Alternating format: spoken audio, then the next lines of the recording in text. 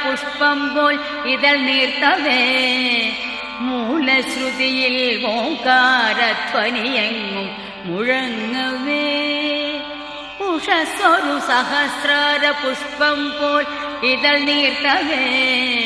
മൂലശ്രുതിയിൽ ഓംകാരധ്വനിയെങ്ങും മുഴങ്ങവേ നിത്യവും ഞാൻ ഗുരുവായൂരമ്പലം കണി കാണണം